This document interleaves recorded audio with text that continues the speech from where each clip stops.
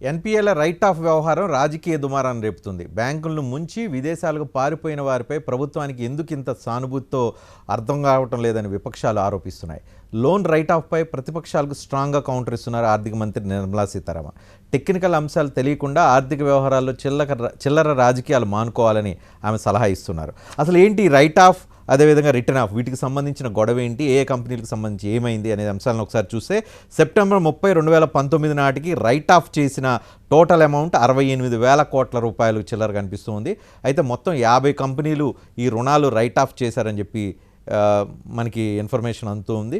దీనిలో టాప్లో గీతాంజలి జెమ్స్, ఇది మికల్ చోస్కి సంబంధించిన కంపెనీ 5,492 కోట్ల రూపాయలకు సంబంధించి రైట్ ఆఫ్ చేసినట్టుగా మనకి అందుతున్న ఆర్టీఐ రిపోర్ట్ను బట్టి అందుతున్న సమాచారం. అదేవిధంగా ఆర్ఈఐ అగ్రోగోల్డ్ కంపెనీ దాదాపు 4,000 కోట్ల రూపాయలకు సంబంధించి రిటర్న్ ఆఫ్ అయిందనేది. ఆ తర్వాత విన్సమ్ డైమండ్స్ కంపెనీ కూడా 4,000 కోట్లకు పైగా. ఇక్కడ బాబా రామ్దేవ్ కంపెనీకి సంబంధించి రుచి సోయా ఇండస్ట్రీ కూడా 2,000 కోట్లు. కింగ్ ఫిషర్ విజయమాల్యాకి సంబంధించి కింగ్ ఫిషర్ 1,900 కోట్లు. ఆ తర్వాత 1000 నుంచి 2,000 కోట్ల మధ్య దాదాపు 18 కంపెనీలకు కూడా బెనిఫిట్ అయింది అనేది మొత్తంగా ఉన్న సమాచారం. అదేవిధంగా తెలుగు రాష్ట్రాలకు సంబంధించిన కంపెనీలు Deccan chronicle holdings, Transstroy, Rayapati సాంబశివరావుకి సంబంధించింది, VMC systems limited, coastal projects, అదేవిధంగా హిందూ ప్రాజెక్ట్స్, వీటికి సంబంధించి కూడా రుణాలన్నింటినీ రిటర్న్ ఆఫ్ చేశారనేది సమాచారం. మొత్తంగా యూపీఏ ప్రభుత్వం అధికారంలోకి వచ్చిన తర్వాత ఎన్పిఎల రైట్ ఆఫ్ విలువ పెరిగింది అనేది కొంత డేటా కనిపిస్తుంది. 2013 నుంచి కనుక మనం లెక్కలు చూస్తే 2013 గ్రాఫిక్స్ ఒకసారి చూస్తే వరుసగా చూస్తే ఎన్పిఎల్ విలువ ఏ స్థాయిలో పెరిగింది అనేది దాదాపు 12 లక్షల కోట్లకు పైగా ఎన్పిఎల విలువ పెరిగింది. అది 2018కి 2019 నాటికి అది స్వల్పంగా కొంచెం తగ్గిన పరిస్థితి మనకి కనిపిస్తుంది. అదేవిధంగా బ్యాంకు మోసాలకు సంబంధించి, అంటే ఎగ్గొట్టి డబ్బులు తీసుకొని బ్యాంకులను ఎగ్గొట్టిన వాళ్ళకి సంబంధించిన డీటెయిల్స్ కనుక చూస్తే 2013 నుంచి, అంటే ఎన్డీఏ ప్రభుత్వం వచ్చిన దగ్గర నుంచి లెక్క కడుతున్నారు 2014. అయితే ఇక్కడి నుంచి చూస్తే దాదాపు 6,801 కోట్ల వరకు బ్యాంకులు మోసం చేయటం, అంటే బడా కంపెనీలు బ్యాంకులను ముంచిన దాఖలాలు దాదాపు 6,000 కోట్ల రూపాయలు. అంటే యూపీఏ ప్రభుత్వం వచ్చిన తర్వాత డబల్, ఆల్మోస్ట్ 4,600 నుంచి 6,800, డబల్ కాదు, దాదాపు 40%, 50% పెరిగిన పరిస్థితి మనకి కనిపిస్తుంది. అదేవిధంగా బ్యాంకుల మోసాలతో ఎంత నష్టం జరిగిందనే అంశానికి సంబంధించి కూడా మనం చూస్తే 2013 నుంచి 2018 వరకు ఉన్న డేటా మనకి అందుబాటులో చూస్తే 71.5 వేల కోట్ల రూపాయలు మనకి ఇక్కడ బ్యాంకులకు మోసాలతో నష్టం జరిగిందనేది లెక్కలు కూడా కడుతూ ఉన్నారు. దీంతో మొత్తంగా చూస్తూ ఉంటే పెద్దోళ్ళను కొట్టి చిన్నోళ్ళు, వలస కార్మికులు, పేదవాళ్ళకి డబ్బులు ఇవ్వాలి, వీటన్నిటికీ ఉంటే, లేకపోతే చిన్న వ్యాపారాలు చేసుకునే వాళ్ళకి లోన్లు ఇవ్వాలంటే, లేకపోతే హౌసింగ్ లోన్ కట్టకపోతే వాళ్ళ దగ్గర నుంచి వెనక్కి తీసేసుకోవడం లాంటివి చేసే పెద్ద బ్యాంకులు చాలా సింపుల్గా పెద్దవాళ్ళందరికీ ఈజీగా వాళ్ళ లోన్ల విషయంలో వాళ్ళ బ్యాంకు బ్యాలెన్స్ షీట్ నుంచి వాటిని పక్కకు తప్పించడం, లేదంటే బ్యాంకులకు రిలాక్సేషన్ ఇవ్వటం, లేదంటే వాటిని రిటర్న్ ఆఫ్, రైట్ ఆఫ్ చేయటం లాంటి పనులు చేయడం ద్వారా బ్యాంకింగ్ రంగానికి నష్టం, ఇలాంటి రకరకాల చర్చలు కూడా నడుస్తున్నాయి. రాజకీయంగా కూడా విమర్శలు ఉన్నాయి. దీంతో మనతో మాట్లాడటానికి విష్ణువర్ధన్ రెడ్డి ఉన్నారు భారతీయ జనతా పార్టీ నుంచి, తులసిరెడ్డి కాంగ్రెస్ పార్టీ నుంచి ఉన్నారు, రాంబాబు ఉన్నారు బ్యాంకింగ్ రంగ నిపుణులు. రాంబాబు గారు, మొదటగా బ్యాంకింగ్ ఎక్స్పర్ట్గా మీరు చెప్పండి, ఏంటి ఈ రిటర్న్ ఆఫ్, రైట్ ఆఫ్కు సంబంధించిన అంచనాలు ఏంటి? ఇన్ని వేల కోట్ల, 68,000 కోట్ల రూపాయలు రిటర్న్ ఆఫ్ చేయడం వల్ల అది పెద్ద నష్టమా? ఇది పెద్ద విషయం కాదు, ఇది ఓన్లీ బ్యాలెన్స్ షీట్ల నుంచి పక్కకు పెట్టడమే, ఇది మొత్తంగా వాళ్ళ దగ్గర నుంచి రద్దు చేయడం కాదు, వాళ్ళ రుణాలు ఎగ్గొట్టిన వాళ్ళందరినీ వాళ్ళకి రిలాక్సేషన్ ఇచ్చినట్టు కాదు అనేది ఇప్పుడు బీజేపీ నాయకుల నుంచి వస్తున్న ఆర్గ్యుమెంట్. ఇప్పుడు మనకి ఎవరైనా జేబు దొంగతనం చేసినారనుకోండి, వారి దొంగ అని పిలుస్తాం, మనం మోసగాడని పిలుస్తాం. బ్యాంకులో ఎవరైనా కనుక డిఫాల్టర్స్ ఉన్నారనుకోండి, వాళ్ళ డిఫాల్టర్స్ అని చాలా అందమైన పేర్లు పెట్టి నష్టపోయినటువంటి వ్యక్తులు. ఇవే తేడాలు వాళ్ళకి వీళ్ళకి. బట్ అల్టిమేట్ రిజల్ట్ లో తేడా ఏం లేదు. ఇంకోటి కూడా, కరోనా వైరస్ కి ఎట్లా అయితే కులాల మతాల భేదం లేదో, ఈ డిఫాల్టర్స్ కి పార్టీలతో సంబంధం లేదండి. ఇది ఎవరిని పడితే వాళ్ళు ఏ గవర్నమెంట్ లో వచ్చినా కూడా వాళ్ళని ఉపయోగించుకోవటం, వీళ్ళు బయటపడటం, ఇది ఇక్కడ జరుగుతున్న వ్యవహారం. ఇక్కడ ఇవాళ జరిగినటువంటి దాంట్లో ఈ 68,000 కోట్ల రూపాయలు రిజర్వ్ బ్యాంక్ ఏదైతే డిక్లేర్ చేసిందో, రైట్ ఆఫ్ అనేటటువంటిది రిజర్వ్ బ్యాంక్ చేయదు, ఇవి బ్యాంకులు చేస్తాయి. బట్ ఈ రెగ్యులేటర్ అథారిటీ కాబట్టి, ఆ ఆర్టీఐలో గోఖలే అనే వ్యక్తి ఆర్బీఐకి రాశాడు కాబట్టి, పార్లమెంటులో దానికి సంబంధించినటువంటి మంత్రి, సహాయ మంత్రి దానికి సమాధానం ఇవ్వడానికి రిజెక్ట్ చేశారు కాబట్టి గతిలేని పరిస్థితుల్లో దాన్ని తీసుకున్నాడు. So reserve bank of India బ్యాంకుల దగ్గర నుంచి కలెక్ట్ చేసినటువంటి అమౌంట్ ఇది ఓన్లీ ఒక క్వార్టరు, హాఫ్ ఇయర్ లో జరిగినటువంటి రైట్ ఆఫ్లే ఇవన్నీ కూడా. అంతేకాని 2019 సెప్టెంబర్ 30 వరకు కూడా మొత్తం జరిగినటువంటి రైట్ ఆఫ్ల అమౌంట్ కాదు ఇది.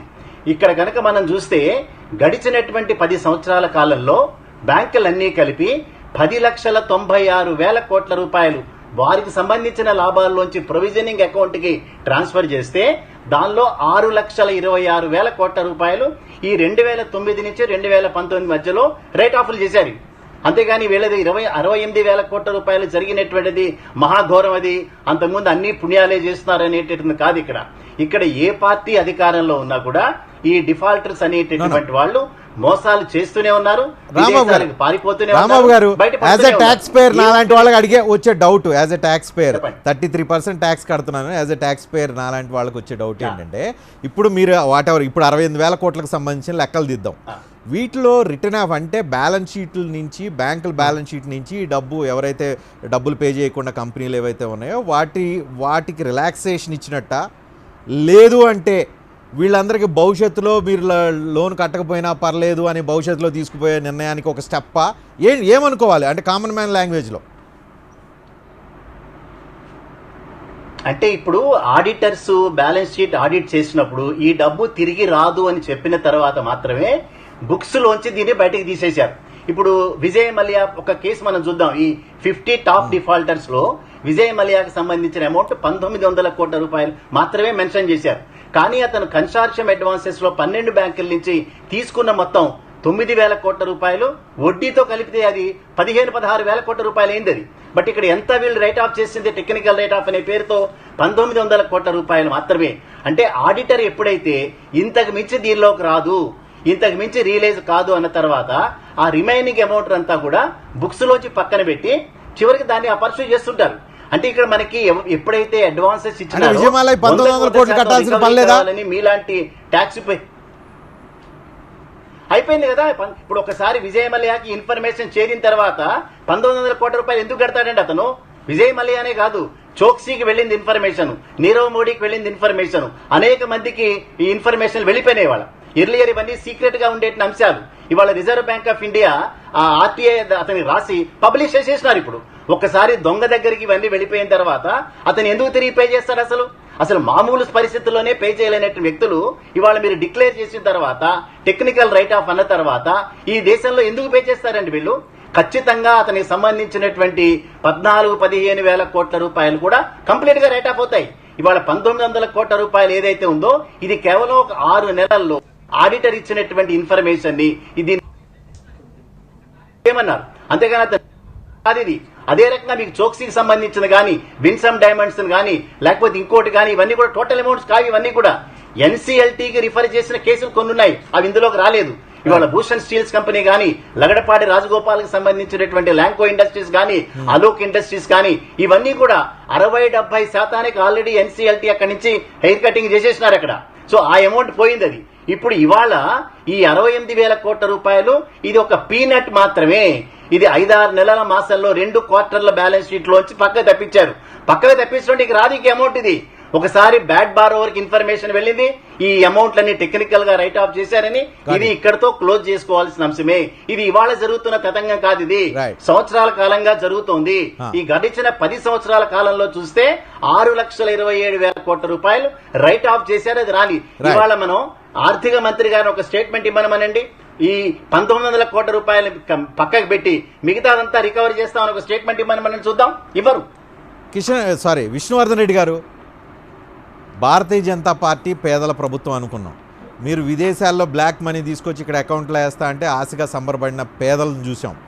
అటువంటి వాళ్ళు మీరేంటి దేశం వదిలేసి పారిపోయిన దొంగలకు సంబంధించిన కంపెనీలకు కూడా రైట్ ఆఫ్ చేయడం ఏంటి? కొంచెం విచిత్రంగా ఉంది. రజనీకాంత్ గారు నమస్కారం, ప్యానల్ అందరికీ నమస్కారం. ఒకటి, భారత ప్రభుత్వం ఈరోజు బయటపెట్టినటువంటి కంపెనీలకు సంబంధించి లేదా ఆర్టీఐ కింద వచ్చినటువంటి కంపెనీలకు సంబంధించి ఈ కంపెనీలు ఎప్పుడు రిజిస్టర్ అయినాయి, ఎప్పుడు అప్పులు తీసుకున్నారు, ఈ బ్యాంకులు తీసుకున్నటువంటి ఏదైతే బ్యాంకు సంబంధించినటువంటి సాల్వెన్సీ కానీ లేకపోతే బ్యాంకు సంబంధించినటువంటి డబ్బులు తీసుకున్నటువంటిది కానీ భారతీయ జనతా పార్టీ 2014 నుంచి ఈ రోజు మనం మాట్లాడుతున్న 2020 మధ్య ఎన్ని కంపెనీలకు అప్పిచ్చారు, ఈ బ్యాంకులన్నీ కూడా ఎవరు ప్రభుత్వం అధికారంలో ఉన్నప్పుడు యూపీఏ 1 యూపీఏ 2 ఉన్నప్పుడు అధికారంలో ఉన్నప్పుడు అప్పులు తీసుకున్నారా లేదనేటువంటి విషయాన్ని మనం ఇక్కడ బేరీ చేసుకోవాలా. 2, ఈరోజు ఆర్థిక మంత్రి గారు చెప్పినట్లు ఇప్పటిదాకా మన రాంబాబు గారు చెప్పినట్లు కొన్ని కంపెనీలు ఎన్సీఎల్టీకి వెళ్ళాయి, కొన్ని ఐబీసీ ఫార్మేట్ ఒకటి భారత ప్రభుత్వం 2004 నుంచి 2014 మధ్య చాలా సందర్భాల్లో ఆర్థిక మంత్రి చిదంబరం గారు మాకు పెద్ద పెద్ద విషయాలన్నీ తెలియదు. విష్ణు గారు మాకు పెద్ద పెద్ద విషయాలు తెలియదు. గత 6 సంవత్సరాల నుంచి ఎన్డీఏ ప్రభుత్వం అధికారంలో ఉంది. యూపీ అప్పుడు ఏం జరిగింది పక్కన పెట్టండి. 6 సంవత్సరాలు మీరున్న టైంలోనే ఈ మెకుల్ చోక్సీ ఇష్యూ అయింది, విజయమాల్యా ఇష్యూ అయింది. వాళ్ళిద్దరు దేశం వదిలి వెళ్ళిపోయింది కూడా. ఆ డిఫాల్టర్స్ అయింది యూపీఏ ప్రభుత్వంలో, అయినా దేశం వదిలి పారిపోయింది ఎన్డీఏ ప్రభుత్వం హయాంలో. ఎన్పిఏలు అయింది ఎన్డీఏ ప్రభుత్వం హయాంలో. వాళ్ళు పారిపోయింది ఎన్డీఏ ప్రభుత్వం హయాంలో. ఇప్పుడు వాళ్ళకి exemptions what ever right of జరుగుతుంది ఎన్డీఏ ప్రభుత్వ హయాం. మేము ఎన్డీఏ గురించే మాట్లాడతాం. ఇప్పుడు బ్యాంకులు ఇండివిజువల్ గా ఆ బ్యాంకులకు సంబంధించినటువంటి ఎవరైతే బ్యాంకు అప్పుదారులు ఎవరైతే ఉంటారో ఇండివిజువల్ గా అప్పులు తీసుకున్నారు. ఈ బ్యాంకులకు సంబంధించినటువంటి అప్పు ఇచ్చే సందర్భంలో ఎవరు సర్టిఫై చేస్తారు? థర్డ్ పార్టీ ఏజెన్సీ ఉంటుంది, సాల్వెన్సీ ఏజెన్సీ ఉంటుంది, కొంతమంది ఆడిటర్లు వీళ్ళ ప్రాపర్టీ ఇంత ఉన్నాయి, ఇంత వర్క్ వాల్యూ ఉంది, బుక్ వాల్యూ ఉంది అని చెప్పి చెప్తారు. నేను ఇక్కడ రజనీకాంత్ గారు మీకు అందుకే అడిగేది, మీరేంటంటే సింపుల్ గా ఈ రోజు భారతీయ జనతా పార్టీ ఆన్సరబుల్ అడిగేటప్పుడు ఎవరు అప్పులు ఇచ్చారు, ఆ బ్యాంకుల్లో ఇచ్చిన అప్పులు ఇచ్చిన సందర్భంలో ప్రభుత్వం ఎవరున్నారు, కార్తీక్ చిదంబరం జైలుకి ఎందుకు పోయాడు, ఏ రకమైనటువంటి తప్పించుకోవడానికి అడుగుతున్నారా, తప్పించుకోవడానికి అడుగుతున్నారా, అప్పు ఇప్పించారు, చిదంబరం గారు ఎందుకు జైలుకు పోయాడు. రజనీకాంత్ గారు ఒక్కటే స్ట్రైట్ గా నేను పెద్ద లాజిక్ మాట్లాడదలుచుకోలే. ఒక్క కంపెనీకి రజనీకాంత్ అనే గారు అనేటువంటి కంపెనీ, ఏ కంపెనీకి విష్ణువర్ధన్ రెడ్డి అనేటువంటి ఒక బ్యాంక్ అప్పు ఇవ్వాలంటే మీ మొహం చూసి నేను ఇవ్వను, మీ బ్యాలెన్స్ షీట్ నేను అప్పిస్తా, మీ కంపెనీలో ఉన్న ఉద్యోగులు, మీ కంపెనీకి ఉన్నటువంటి రెప్యుటేషన్, మీ కంపెనీకి ఇచ్చిన పేమెంట్లు బట్టి నేను ఇస్తా. ఈ రోజు ఎగ్గొట్టినటువంటి కంపెనీలు అన్ని కూడా ఏవైతే బ్యాంకులు ఈ రోజు వాళ్ళ బుక్ అడ్జస్ట్మెంట్ లో భాగంగా రైటప్ చేసినటువంటి ఏవైతే ఉన్నాయో ఈ కంపెనీలన్నీ కూడా గొప్ప వ్యక్తులుగా చెప్పుకున్నటువంటి కాంగ్రెస్ పార్టీ, చిదంబరం గారు లేదా వాళ్ళ కొడుకులను అడ్డపెట్టుకుని ఈ రోజు క్విడ్ ప్రోకో పద్ధతిలో నాకిది నీకిది అని చెప్పి కార్తీక్ చిదంబరం గారు లాంటి వ్యక్తులు పెట్టి వాళ్ళు ఈ రోజు చేసినటువంటి పాపాన్ని భారతీయ జనతా పార్టీ అధికారంలోకి వచ్చిన తర్వాత రెవెన్యూకి సంబంధించినటువంటి విషయంలో 48% గ్రోత్ వచ్చినటువంటి విషయాన్ని మీరు ఇక్కడ మాట్లాడట్లేదు. 2, వాళ్ళు అప్పులు ఇచ్చి వెళ్ళిపోయారు, చాలా మంది ఇచ్చి ఆ కంపెనీలను మూసేశారు. ఈ రోజు మన తెలుగు రాష్ట్రాలకు సంబంధించినటువంటి చాలా కంపెనీలు మన పేర్లు కూడా మాట్లాడాం. ఇప్పుడు ల్యాంకో గురించి మాట్లాడాం, లేకపోతే ట్రాన్స్రాయ్ కంపెనీకి సంబంధించినటువంటి మాట్లాడాం, లేదా కోస్టల్ కంపెనీకి సంబంధించి మాట్లాడాం, లేదా డెక్కన్ క్రానికల్ హోల్డింగ్ సంబంధించి మాట్లాడాం. ఇవన్నీ బీజేపీ అప్పులు ఇచ్చిందా? ఇవన్నీ బీజేపీ ఉన్నారు ఆ రోజు. మీరు అప్పులు ఇవ్వకపోతే మీకు సంబంధం లేదా? మీరు క్లియర్ చేసేస్తారా? మీరు అప్పులు ఇవ్వకపోతే క్లియర్ చేసేస్తారా వాళ్ళు లోన్ తీసుకునేవన్నీ? క్లియర్ చేయలేదు ఇక్కడ కూడా. ఈ రోజు ఆర్థిక మంత్రి గారు చెప్పినటువంటి విషయం నాకంటే మీకు ఇంకా బాగా స్టెప్ 1 అక్కడ వాళ్ళ బ్యాంకు సంబంధించిన రద్దు చేయడానికి ముందు చెప్పేశారని చెప్పండి. రజనీకాంత్ గారు మీరు ఒక్కటే ఒక విషయాన్ని నేను స్ట్రైట్ గా మాట్లాడుతున్నా. ఇప్పుడు చిన్న విషయం రాంబాబు గారు టెక్నికల్ గా ఒక విషయం చెప్పారు.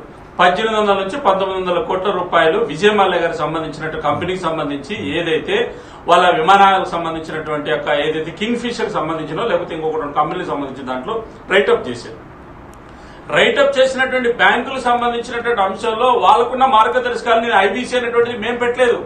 భారత ప్రభుత్వం 2004-2014 మధ్యలో వాళ్ళు పెట్టారు. మేము వచ్చిన తర్వాత విష్ణువర్ధన్ రెడ్డి గారు ఇప్పటి వరకు బీజేపీ డిఫరెంట్ పార్టీ, బీజేపీ సంస్కరణ వైపు వెళ్తుంది, బీజేపీ దేశాన్ని స్వరూపాన్ని మార్చడం కోసం మౌలికమైన మొత్తం వ్యవస్థనంతా సమూలంగా మార్పుల కోసం ప్రయత్నం చేస్తూ ఉంటుంది. ఇలాంటి అనుకునే వాళ్ళకి మీరు కళ్ళు తెరిపించారు. మేము కూడా కాంగ్రెస్ లాంటి వాళ్ళమే, కాంగ్రెస్ తప్పులు చేస్తే ఆ తప్పులు మేము కూడా క్యారీ చేస్తాం, కాంగ్రెస్ అప్పులు ఇస్తే మేము రైట్ ఆఫ్ చేస్తాం, మీ కాంగ్రెస్ ఎందుకంటే అప్పుడు రైట్ ఆఫ్ చేసింది కాబట్టి, అప్పుడు అప్పులు ఇప్పించింది కాబట్టి అంటారు. మేము కూడా నథింగ్ బట్ కాంగ్రెస్ అంటారు. మీరు కూడా కాదు రజనీకాంత్ గారు. భారతీయ జనతా పార్టీ అధికారంలోకి వచ్చిన తర్వాత ఈ రోజు స్వేచ్ఛగా బ్యాంకులు రాజకీయ ఒత్తిడి లేకోకుండా, పొలిటికల్ ఇన్ఫ్లుయెన్స్ లేకోకుండా వాళ్ళు రుణాలు ఇస్తున్నారు. రుణాల ఎగువేత శాతము బీజేపీ అధికారంలో 2014 వచ్చిన తర్వాత ఎన్ని వేల కోట్ల అప్పులు తీసుకున్నారు, ఎంత రీపేమెంట్ ఒకసారి గ్రాఫిక్ ఎప్పుడైతే బ్యాంకులు గతంలో ఎన్పిఏ రైట్ ఆఫ్ విలువ ఎంత పెరిగిందో చూద్దాం. పారిపోయారు. 12,000 కోట్లు పెరిగింది. దేశాన్ని దోచుకున్న వ్యక్తులు ఈ దేశంలో ఉండే పరిస్థితి లేదు. 2 లక్షల కోట్ల నుంచి 12 లక్షల కోట్లకు పెరిగింది ఎన్పిఏ రైట్ ఆఫ్ విలువ. ఎన్డీఏ అధికారంలోకి వచ్చిన తర్వాత 2 లక్షల కోట్ల నుంచి 2,84,000. ఒకటే ఒకటి ఇప్పుడు మన ఇప్పటిదాకా రజనీకాంత్ గారు మనం ఇప్పటిదాకా మాట్లాడినా మన ఇద్దరే డిస్కషన్ లో నేను ఒకటే ఒక విషయాన్ని అడిగినా, భారతీయ జనతా పార్టీ అధికారంలోకి వచ్చిన తర్వాత 2014, 2020 ఈ 6 సంవత్సరాల్లో ఎన్ని లక్షల కోట్లు అప్పిచ్చారు, ఎన్ని ఎగ్గొట్టారు? 2004 నుంచి 2014 మధ్యలో ఉన్నటువంటి యూపీఏ 1, యూపీఏ 2 కాంగ్రెస్ పార్టీ ఉన్న సందర్భంలో ఇచ్చినటువంటి బ్యాంకులు తీసుకునే కంపెనీలు ఎన్ని, వాళ్ళు ఎన్ని ఎగ్గొట్టారు? వాళ్ళు అప్పులు ఇచ్చేశారు, వాళ్ళు దేశాలు వదిలి వెళ్ళిపోయారు, వాళ్ళు అన్ని ముంచేశారు ప్రజల సొమ్మును. ఇప్పుడు మాకేం చెప్తున్నారు మీరు? వాళ్ళ దగ్గర ఏమీ లేనటువంటి వాళ్ళని పట్టుకొచ్చి మీరు డబ్బులు వసూలు చేయాలంటున్నారు. ఎవరు బాధ్యత తీసుకోవాలంటున్నా? ఈ రోజు డెక్కన్ వాళ్ళకి సంబంధించినటువంటి డీసీ ఎవరు బాధ్యత తీసుకోవాలి? ప్రభుత్వం చేస్తుంది, మా ప్రభుత్వం వల్ల అప్పులు, మా ప్రభుత్వం వాళ్ళు ఎవరు కాపాడడం లేదు. విష్ణు ఆర్గ్యుమెంట్ మొత్తం విన్నారు కదా, చెప్పండి. మీరు చేసిన తప్పులు వాళ్ళు కాపాడాల్సి వస్తుంది అనే పాయింట్ వస్తుంది. ఫస్ట్ ఈడ రైట్ ఆఫ్కు వేవర్కు వచ్చేసి ఆ డిఫరెన్స్ అనేది కొంచెం, ఎందుకంటే సామాన్య భాషలో మనం తీసుకుంటే నా అభిప్రాయం ప్రకారము 1 ఎన్పిఏ, 2 రైట్ ఆఫ్, 3 వేవర్. ఈ 3 ఒక డాక్టర్గా నా అభిప్రాయం ఏమంటే, ఒక తీవ్ర అస్వస్థతతో కూడినటువంటి ఒక రోగిని ఐసీయూలో చేర్పించడం, అడ్మిట్ చేయడం అనేది ఎన్పిఏ. ఆ ఐసీయూలో ఆ పేషెంట్ చనిపోతాడు కానీ స్టిల్ ఐసీయూలో ఉంటాడు, అది వచ్చేసి రైట్ ఆఫ్. దాని తర్వాత వచ్చేసి మార్చురికి తీసుకొస్తారు, అప్పుడు వచ్చేసి వేవర్. ఇది ఓవరాల్గా తీవ్రమైన అస్వస్థత ఉన్నటువంటి పేషెంట్ను ఐసీయూలోకి తీసుకుపోతే అడ్మిట్ చేస్తే అది ఎన్పిఏ. ఐసీయూలో చనిపోయినాడు కానీ అక్కడనే ఉన్నారు, దాని వచ్చేసి రైట్ ఆఫ్. అతను మార్చురీకి తీసుకొచ్చిన తర్వాత అది వేవర్. అంటే ఒకటేమో తీవ్ర రోగి, రెండవదేమో భౌతిక కాయము, మూడవదేమో శవం. ఇది రోగుల్ని మీరు తయారు చేశారు, భౌతిక మార్చురీకి వాళ్ళు తీసుకెళ్తున్నారు. రోగుల్ని మీరు నెక్స్ట్ వస్తాను ఇది ఓవరాల్ గా ఇది నెక్స్ట్ వస్తాం. ఈడ ఎన్పిఏకు సంబంధించి 1947 స్వాతంత్రం వచ్చినప్పటి నుండి 2014 ఈ లోపల కాంగ్రెస్ ప్రభుత్వాలు, Janata party, national front, United front, Vajpayee గారి ప్రభుత్వము ఇవన్నీ కలిసి ఈ కుములేటివ్ వచ్చేసి ఎన్పిఏ 2.5 లక్షల కోట్ల రూపాయలు. ఏది 1947 నుండి 2014 వరకు ఇన్ని గవర్నమెంట్లో, ఇంక్లూడింగ్ వాజ్పేయి గారి గవర్నమెంట్, అన్నీ కలిసి కుములేటివ్ వచ్చేసి ఎన్పిఏ 2.5 లక్షల కోట్ల రూపాయలు. కానీ ఈనాడు 10.5 లక్షల కోట్ల రూపాయలకు చేరింది. 2.5 నుండి 10.5 ఈ 6 సంవత్సరాల్లో ఇంత కుములేటివ్ వచ్చేసింది. ఇది ఒకటేసారి వచ్చేసి మనము ఐసీయూలోకి వచ్చేసి పేషెంట్లు ఏ విధంగా అడ్మిట్ అవుతున్నారు సంఖ్యగా దీన్ని బట్టి తెలిసిపోతుంది. 2.5 ఎక్కడ, 10.5 lakh crores ఎక్కడ. కాబట్టి ఇది ఓవరాల్ గా వచ్చేసి ఉన్నటువంటి పరిస్థితి. తులసిరెడ్డి గారు, ఇది ఫెయిల్యూర్స్. ఇక్కడ మీరు డేటా చెప్తున్నారు, రీజన్ చెప్పండి. ఫెయిల్యూర్కి అంటే స్వాతంత్రం వచ్చిన దగ్గర నుంచి 2013 వరకు కేవలం 2 లక్షలు ఉంది, ఇక్కడ నుంచి ఎందుకు 11 లక్షలకు పెరిగింది? దానికి రీజన్ ఏంటి? అంటే ఫెయిల్యూర్సా, లేకపోతే డబ్బులు తీసుకొని ఎగ్గొట్టడం అలవాటు అయిందా, లేకపోతే ప్రభుత్వాల్లో ఉన్న అవకాశాలని వాడుకుంటున్నారా? ఇక్కడ ముగ్గురు ఉంటారు, ముగ్గురు భాగస్వామ్యం. ఒకటి డిఫాల్టర్, అంటే తీసుకున్న వాడు వచ్చేసి అతను డిఫాల్టర్ అన్నాము. దాంట్లో మళ్ళీ సిన్సియర్ డిఫాల్టర్స్ ఉంటారు, విల్ఫుల్ డిఫాల్టర్స్ ఉంటారు. ఎనిహో తీసుకున్న అతను ముందు డిఫాల్టర్ అనుకున్న ఎగవేతదారుడు. రెండవది వచ్చేసి బ్యాంకరు. మూడవది వచ్చేసి ప్రభుత్వ పెద్దలు. నేను ఆ ప్రభుత్వం ఈ ప్రభుత్వం గాను, దాంట్లో ప్రభుత్వంలో ఉండే పెద్దల మనస్తత్వం బట్టి ఉంటుంది అది. కానీ ఇక్కడ ఫైనల్ గా బ్యాంక్ నుండి తీసుకునేవాడేమి, ఇక్కడ సుమత్సేతకు పద్యం వచ్చేసి చీమలు పెట్టిన పుట్టలు పాములకు 20 ఎట్లు పామరుడు దగ్గర హేమంబు కూడబెట్టిన భూమీసుల పాలు చేరి భూమిలో సుమతి అని సుమత్సరకాడు బద్దన 3 సంవత్సరాల క్రితమే పద్యం చెప్పాడు. అంటే ఇక్కడ బ్యాంకు చీమలేమో అక్కడ పుట్టలు పెట్టుకుంటే పాములు చేరినట్లు, ఇక్కడ సామాన్యులు, మధ్యతరగతి ప్రజలు, పొదుపుదారులు కలిసి పొదుపు చేసుకునే అమౌంట్ను బ్యాంకులో పెట్టిందని వీళ్ళు ముగ్గురు కలిసి బ్యాంకరు, డిఫాల్టరు అండ్ ప్రభుత్వంలోని పెద్దల యొక్క ప్రత్యక్ష పరోక్ష సహకారాలతో ఆ డబ్బు వచ్చేసేసి ఫైనల్ గా వచ్చేసి అయిపోతుంది. అది ఇది దీంట్లో ఫైనల్ గా డిఫాల్టర్ అనేవాడు 2 రకాలు ఉంటాయి. నాకు తెలిసి 10% సిన్సియర్ డిఫాల్టర్స్ ఉంటారు. అంటే నిజంగా అతను కంపెనీ పెట్టి 10 మందికి ఉద్యోగాలు చేయాలా, మంచి చేయాలా అనుకునేవాడు ఒక 10% ఉండేవాళ్ళు, బ్యాంకులో రుణాలు తీసుకునే వాళ్ళు ఉంటారు. కానీ వాళ్ళు ప్రయత్నాలు చేసినా కానీ ప్రకృతి వైపరీత్యాలు, ఇంకోటో బిజినెస్ సహకరించకపోయేమో, అతని చేతులు లేని కారణాల వలన అది ఫెయిల్ అయిపోయి డిఫాల్టర్ అయిపోయి ఉండే వాళ్ళు ఉంటారు. అతను సొంత ఆస్తులు కూడా పెరిగిండవు, కంపెనీ ఆస్తులు తరిగిపోయింటాయి, సొంత ఆస్తులు కూడా పెరిగిండవు. కానీ విల్ఫుల్ డిఫాల్టర్స్ ఉంటారు. వీళ్ళు 90% విల్ఫుల్ డిఫాల్టర్స్ ఉంటారు. వీళ్ళు కంపెనీ పెట్టేదే, లోన్ తీసుకునేదే, దానికి మళ్ళీ లోన్ పేమెంట్ చేస్తానికి కాదు. Got it. దాన్ని ఏదో విధంగా వచ్చేసి ఎగ్గొట్టాలా, ఎగ్గొట్టి వచ్చేసి వాళ్ళ ఆస్తులు పెంచుకునే వాళ్ళు ఉంటారు. దీనికి వచ్చేసి కొంత బ్యాంకర్లు సహకరిస్తారు, ఈడు Right. తర్వాత ప్రభుత్వాలు వచ్చేసేసి అప్పుడు కానీ ఇప్పుడు కానీ ప్రభుత్వం ఉండే పెద్దల మనస్తత్వం బట్టి ఉంటుంది. ఇప్పుడు లేకపోతే ఎలక్షన్ ఫండ్ ఎక్కడి నుండి వస్తుంది? సొగం ఈ బ్యాంకుల్లోకి వచ్చేసి ఈ యొక్క ఎన్పిఎల్ నుండి వచ్చిన డబ్బే ఎలక్షన్స్ ఫండ్ కానీ, లేకుంటే మన మధ్యప్రదేశ్ లో ప్రభుత్వాలను పడదోసడానికి కానీ, కర్ణాటకలో ప్రభుత్వాలు పడదోసడానికి కానీ, ఎలక్షన్స్ లో వచ్చేసి విచ్చలవిడిగా 2000 నోట్లు పెంచడానికి కానీ యాంట్ వస్తుంది రాజకీయ పార్టీలకు, ఎస్పెషల్లీ ప్రభుత్వం ఉండే పార్టీలకు న్యాచురల్ గా వస్తుంది. అది దాంట్లో వచ్చేసి మనస్తత్వం బట్టి కొందరు వచ్చేసి ఎక్కువ తీసుకుంటారు, తక్కువ తీసుకుంటారు. రాంబాబు గారు, ఈ సిచ్యువేషన్ ని అరెస్ట్ చేయటం అంటే ఈ సిచ్యువేషన్ సీరియస్ గా తీసుకోవాలా, లేదంటే ఇది రొటీన్ ప్రాసెసా? ప్రభుత్వాలు అనేది కంటిన్యూస్ ప్రాసెస్ కాబట్టి ఇలాంటివి జరుగుతూ ఉంటాయి, ఇలాంటి యాక్సెప్ట్ చేయాల్సిన అవసరం ఉంది. అన్ని దేశాల్లో ఇలానే జరుగుతుంది కాబట్టి మన దగ్గర కూడా ఇలా జరుగుతుందని వదిలేయాలా? ఏం చేయాల్సిన అవసరం ఉంది? ఖచ్చితంగా ఇప్పుడు ఇది ప్రజల డబ్బండి. ఇది ఇప్పుడు రూపాయలు బ్యాంకింగ్ రంగంలో ఏవైతే డిపాజిట్స్ ఉన్నాయో ఇవన్నీ కూడా సామాన్యమైనటువంటి ప్రజలు పెట్టుకున్నటువంటి డిపాజిట్స్. వీటిల్ని రుణాల రూపంలో మళ్లించారు. వీటిల్ని ఆ రుణాలు తిరిగి రికవరీ అయినప్పుడే కదా ఇక్కడ ప్రజలకు మళ్ళీ తిరిగి డబ్బులు పే చేయాలి డిపాజిట్ అనేది. రెండోది 65 లక్షల కోట్ల రూపాయల వరకు రుణాలు ఇచ్చారు. ఈ రుణాల్లో అధిక భాగం రుణాలన్నీ కూడా సామాన్యమైనటువంటి మధ్యతరగతి ప్రజలు, మీలాంటి వాళ్ళు నాలాంటి వాళ్ళు తీసుకున్నది. దాని మీద మనం రెగ్యులర్ గా వడ్డీ పే చేస్తున్నాం. ఈ పే చేసిన వడ్డీ అల్టిమేట్ గా ఏమవుతుంది? రుణాలు ఎగ్గొట్టినటువంటి ఇప్పుడు తులసిరెడ్డి గారు చాలా వాస్తవాన్ని మాట్లాడారు. ఎన్నికల్లో గెలవాలంటే ఎక్కువ ఎన్పిఏలు ఉండాలంటున్నారు, ఎన్నికల్లో ఇంకో ప్రభుత్వాన్ని కూలదొయ్యాలంటే ఎన్పిఏలు ఎక్కువ ఉండాలంటున్నారు. వారే చెప్తున్నారు కదా ఇప్పుడు. సో ఎన్పిఏల్లో సీక్రెట్ అనేటటువంటిది ప్రభుత్వాలు ఈ రకంగా మాకు ఎక్కువ ఎన్పిఏలు అయితేనే ప్రభుత్వాలు ఏర్పరచగలుగుతాం, ప్రభుత్వాలను కూలగొట్టగలుగుతాం అని చెప్పి మరి రాజకీయ పార్టీలు మాట్లాడినప్పుడు తప్పనిసరిగా ఎంకరేజ్ ఈ రకంగానే చేయగలుగుతారు. ఎర్లియర్ మనకి వ్యాపారస్తులు వేరుగా ఉండేవారు, రాజకీయ నాయకులు వేరుగా ఉండేవారు, దొంగలు వేరుగా ఉండేవారు. ఇప్పుడు అందరూ కలిసి అంతా పార్లమెంట్ లో తయారైనారు. అందరూ కూడా వాళ్లే ఇప్పుడు డిఫాల్టర్స్ గా తయారైనారు. విజయ మల్య గారు ఇక్కడి నుంచి విదేశాలకు పారిపోయినప్పుడు ఆయన సంబంధించిన వ్యక్తి లగడపాటి రాజగోపాల్ గాని, కావూరి సాంబశివరావు. రాంబాబు గారు ఆల్రెడీ కరోనాతో ఫ్రస్ట్రేట్ అయిపోయి డిప్రెషన్ తో ఉన్నారు. ఇలాంటివన్నీ చూసిన తర్వాత ఇంకా ఎక్కువ డిసప్పాయింట్మెంట్ వస్తుంది. డిసప్పాయింట్మెంట్ ఇప్పుడు మనం ఒక వ్యవస్థలో మనం ఉన్నామండి. వ్యవస్థలో దాన్ని ఈ రకంగా ఇప్పుడు 10 లక్షల కోట్ల రూపాయలు గడిచినటువంటి 10 సంవత్సరాల్లోనే రైట్ ఆఫ్ చేశారని అంటే ఇవన్నీ మనకు సంబంధించిన డబ్బు కదా. ఎప్పుడైనా పార్లమెంట్ లో వీటి మీద చర్చ జరుగుతోందా? ఇప్పుడు ఈ 68,000 కోట్ల రూపాయలకు సంబంధించి ఈ ఆర్టీఐ యాక్టివిస్ట్ ఏం చెప్తున్నాడు? పార్లమెంటులో వీటికి సమాధానం చెప్పడానికి ప్రభుత్వం రిఫ్యూజ్ చేసిన తర్వాత మాత్రమే నేను ఆర్బీఐ దగ్గరికి వెళ్ళానన్నాడు. ఇది రిఫ్యూజ్ చేయాల్సిన అంశమా?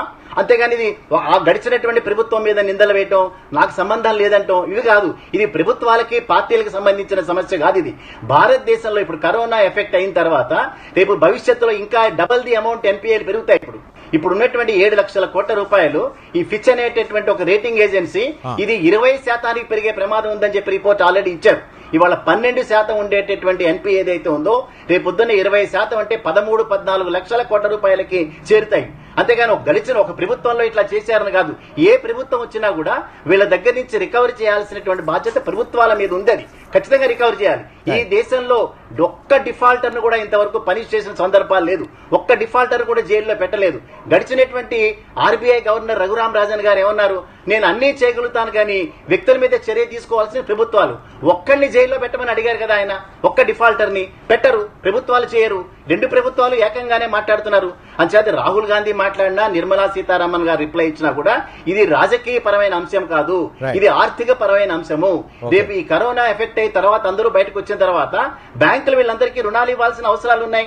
మిడిల్ క్లాస్ ఎంప్లాయీని పీక పట్టుకుని వసూలు చేసేటటువంటి బ్యాంకింగ్ రంగం. ఇప్పుడు ఇందాక విష్ణువర్ధన్ రెడ్డి గారు మాట్లాడినారు, ఇది మా ప్రభుత్వానికి సంబంధించి. బట్ ప్రభుత్వాలకు సంబంధించిన నామినీ డైరెక్టర్ ఉంటాడు అక్కడ, రిజర్వ్ బ్యాంక్ సంబంధించిన నామినీ డైరెక్టర్ ఉంటాడు. వాళ్ళు కనుసన్నల్లోనే ఇవన్నీ కూడా అడ్వాన్సెస్ జరుగుతాయి. వాళ్ళు కూడా రికవరీ చేయలేని అంటే ఎవరు రికవరీ చేయాలి? అంచేత ఇప్పుడు మనలాంటి వాళ్ళం ఫీల్ అవటం కంటే తప్పనిసరిగా వీటి మీద చర్యలు తీసుకోవాల్సిందే అని ప్రభుత్వాలను డిమాండ్ చేయాల్సిందే. ఎవరినైతే ఈ రక్షిస్తున్నారో ఆ రక్షించేటువంటి వ్యక్తుల్ని శిక్షించమని అడగాల్సిందే. రైట్. విష్ణువర్ధన్ రెడ్డి గారు, భారతీయ జనతా పార్టీ ప్రభుత్వం నుంచి యాజ్ ఎ కామన్ మ్యాన్ గా ఎవరు ఇలాంటి యాక్సెప్ట్ చేయరు. సో మీరు మీ రెప్యుటేషన్ కాపాడుకోవాల్సిన అవసరం కనిపిస్తుంది ఇప్పుడు. ఎస్పెషల్లీ నరేంద్ర మోడీ ప్రధానమంత్రిగా ఆయన రెప్యుటేషన్ కాపాడుకోవాల్సిన పరిస్థితి ఉంది. రజనీకాంత్ గారు, ఒకటి ఇప్పుడు మనం ఇండియన్ బ్యాంకింగ్ సిస్టమ్ లో మన రికవరీ పర్సెంటేజ్ మనం తీసుకుంటే మీరు ఒకసారి మన గూగుల్ చూడండి. భారతీయ జనతా పార్టీ అధికారంలోకి వచ్చిన తర్వాత రికవరీ పర్సెంటేజ్ 100% పెరిగిందనేటువంటి విషయం, అది అప్ టు 26% వరకు కూడా లాస్ట్ 2 years లో ఒకటి స్పష్టంగా కనపడుతుంది. రెండో విషయం ఏంటంటే ఇక్కడ విజయ్ మల్య గారు యూకేలో సుప్రీంకోర్టుకి ఏం చెప్పుకున్నాడు, బాబు నన్ను వదిలేనరా, నేను భారతదేశం పోయి నేను అప్పు కడతానంటే లేదు నువ్వు డబ్బులు కట్టిన తర్వాత భారతదేశం రావాలో మా దేశానికి తీసుకొచ్చుకొని మేము డబ్బులు వసూలు చేస్తామని చెప్పి భారత ప్రభుత్వం చెప్పింది. మరి 1900 కోట్లు పక్కన పెడుతున్నారు. మరి ఆ మాట చెప్పి 1900 కోట్లు ఎందుకు సైడ్ చేస్తున్నారు? ఏం ఇన్ఫ్లుయెన్స్ ఉంది? రజనీకాంత్ గారు భారత ప్రభుత్వము విజయ్ మల్య గారికి సంబంధించిన డబ్బులు రైట్ ఆఫ్ చేయలేదు. ఏ బ్యాంకులో అయితే ఆయన డబ్బులు తీసుకున్నాడో ఆ డబ్బులు సంబంధించిన విషయంలో నాకంటే ఎక్కువ రాంబాబు గారికి తెలుసు. బ్యాంకింగ్ ఫార్మాలిటీస్ ప్రకారం అనేటువంటిది వాళ్ళు ప్రతి సంవత్సరం చేసేటువంటి, మేము బీజేపీ అధికారంలోకి వచ్చినప్పుడు చేస్తున్న అంశం కాదు. దీన్ని భూతత్వంలో చూడాల్సిన అవసరం లేదు. మీకు సింపుల్ లాజిక్ కూడా చెప్తారు రజనీకాంత్ గారు. ఇప్పుడు మా తులసిరెడ్డి గారు ఒక విషయం చెప్పారు. ఏమన్నారు?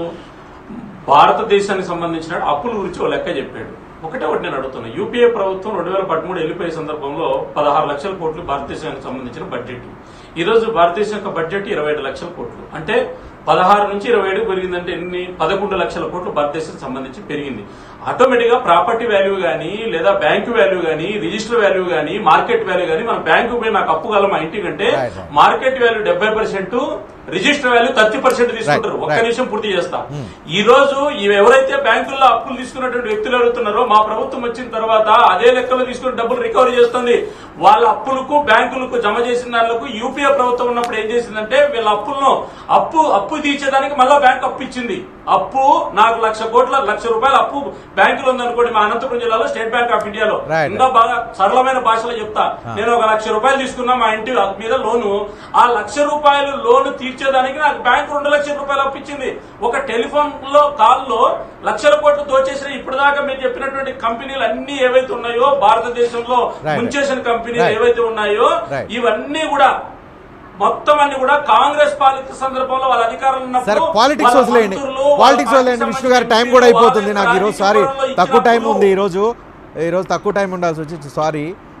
ఫైనల్ గా క్లుప్తంగా డబ్బులు వదిలేసుకోవాలా, డబ్బులు గ్యారంటీ ఉన్నాయా? ప్రజల డబ్బులు ఒక్క పైసా కూడా భారత ప్రభుత్వము నరేంద్ర మోడీ గారు ప్రధానమంత్రి అధికారం వరకు ఈ బ్యాంకులు ఎవరిని వదిలిపెట్టదు. ఇది ప్రజల డబ్బే కాదండి, మనలాంటి వాళ్ళంతా ఇంట్రెస్ట్ పే చేసాం కదా. అవును, నమ్మొచ్చా? ఒక్క రూపాయి పోదు ఎక్కడికైనా. వాళ్ళందరం కూడా పే చేసినటువంటి వడ్డీలు ఏవైతే ఉన్నాయో, అలాగదండి ఇప్పుడు మనలాంటి వాళ్ళని పే చేసినటువంటి వడ్డీలు ఏవైతే ఉన్నాయో వాటన్నిటిని ప్రొవిజనింగ్ చేశారు కదా, మరి తిరిగి మరి సో డబ్బు గ్యారంటీ లేదు. రజనీకాంత్ గారు, ఇప్పుడు మీలాంటి వాళ్ళు నాలాంటి వాళ్ళు మనం తీసుకున్నటువంటి హౌసింగ్ లోన్ వాటి మీద మనం పే చేసినటువంటి వడ్డీ కాస్త తీసుకెళ్లి హై ప్రొవిజనింగ్ చేసి వాళ్ళకి దారాదత్తం చేశారు కదా, అది రికవర్ చేయరా? మరి అది ఆర్బీఐకి సంబంధించి ఈ కరోనా సందర్భంలో 3 నెలల పాటు మారిటోరియం, ఈఎంఐలు అన్నిటికి సంబంధించి మారిటోరియం విధించింది. కానీ డబ్బులు ముక్కు పిండి బ్యాంకులు వసూలు చేస్తున్నాయి. ఇది సామాన్యులు, మధ్యతరగతి, ఈఎంఐలు, లోన్లు, కార్ల కోసం, ఇళ్ల కోసం విత్ ఇంట్రెస్ట్. మారిటోరియం 3 నెలలు విత్ ఇంట్రెస్ట్ దాని మీద వేస్తున్నాయి. 3 నెలలు రజనీకాంత్ గారు ఒక విషయం చెప్పదలుచుకున్న ఈ రోజు నరేంద్ర మోడీ ప్రధానమంత్రి వచ్చిన తర్వాత 6 సంవత్సరాలు 3 నెలలు మారిటోరియం. ఎవరైతే రజనీకాంత్ గారు ఒక నిమిషం విష్ణు గారు, భయపడే రైట్, రాంబాబు గారు. రజనీకాంత్ గారు, ఇప్పుడు 3 నెలలు మారిటోరియం అవైల్ చేసినటువంటి ఒక సామాన్యమైనటువంటి బారోవరు అల్టిమేట్ గా 8 నెలల ఇంట్రెస్ట్ పే చేయాల్సి వస్తుంది. 8 నెలలు అంటే దాదాపుగా 3-4 లక్షల రూపాయలు పైబడి మనం పే చేయాలి. అంటే మనం కష్టపడి పే చేసిన వడ్డీలన్నీ కూడా ఈ ల్యాంకో ఇండస్ట్రీస్ కిను లేకపోతే ఈ ట్రాన్స్ట్రాయ్ కంపెనీలకి దారాదత్తం చేస్తారండి వీళ్ళు. ప్రభుత్వాల బాధ్యత పక్కకు తప్పుకుని ఇది మాకు సంబంధించింది కాదు, ప్రీవియస్ ప్రభుత్వం ఎట్లా దోస్తారండి? ఇది ఖచ్చితంగా ఈ ప్రభుత్వాలు రికవర్ చేయాల్సిందే. రికవరీ చేయలేకపోతే వాళ్ళని పనిష్ చేయాల్సిందే, వాళ్ళని జైళ్లలో పెట్టాల్సిందే.